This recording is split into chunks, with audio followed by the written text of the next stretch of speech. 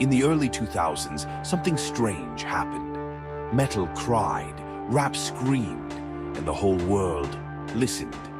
Linkin Park wasn't just a band, it was a collective scream of anger, of pain, of not knowing where you belong.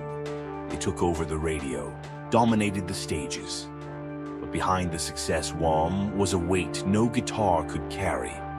This video isn't just about music, it's about loss, courage, change. It's about a band that challenged everything and paid the price. This is the legacy of Linkin Park. Now this is metal, heavy, ugly.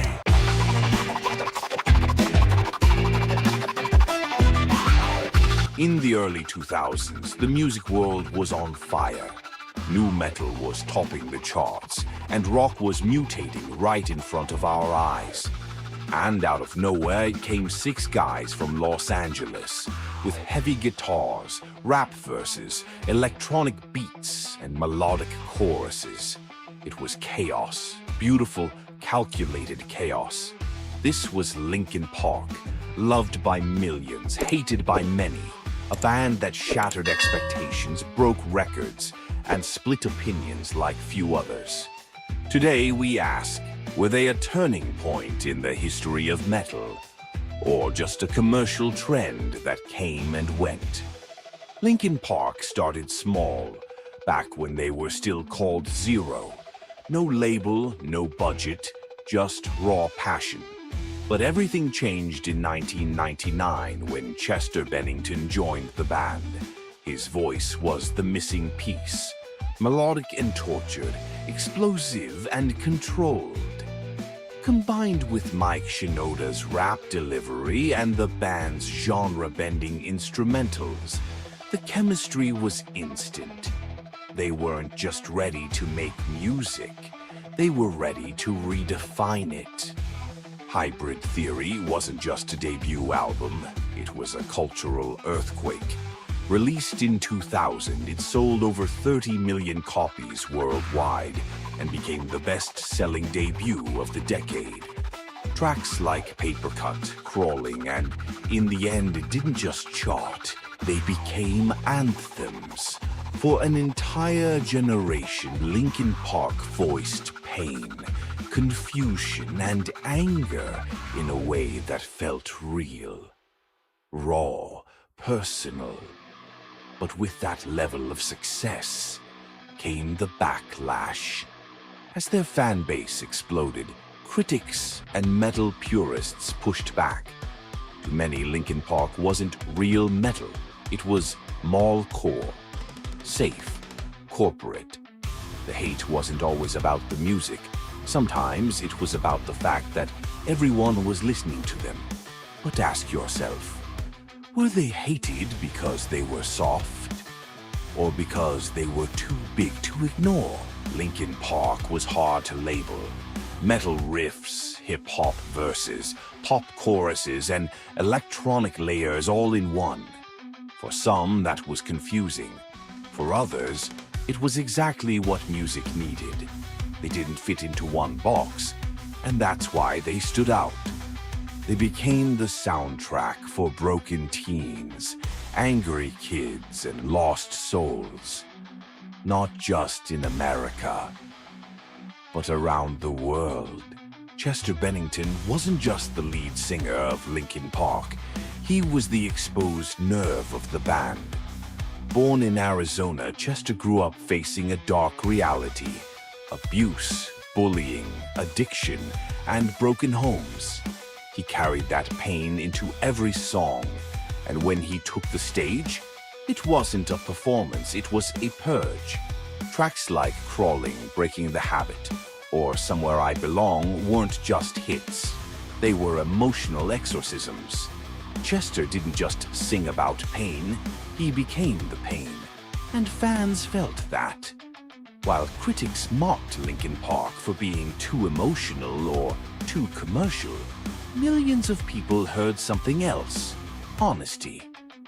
Chester sang for the broken, the unheard, the ones who didn't know how to scream, so he did it for them.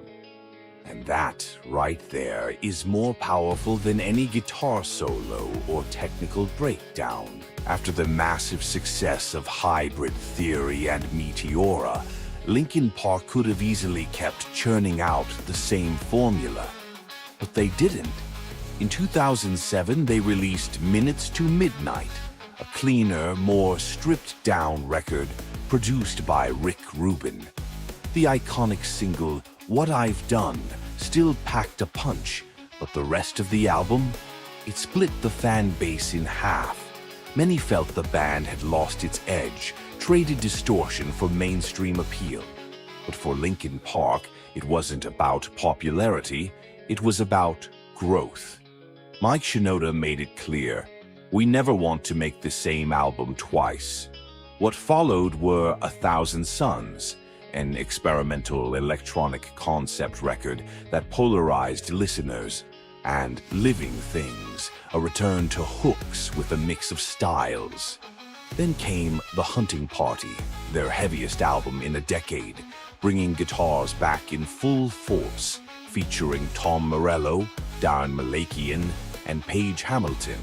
But in 2017, the band took a hard turn with One More Light, pop-heavy, software, clean, vulnerable. The metal scene hated it. Yet today, fans are revisiting that album and realizing that maybe that was Chester's rawest message. Sometimes the loudest scream is a whisper. Time has a way of changing perception. What was once dismissed as small metal is now cited as foundational.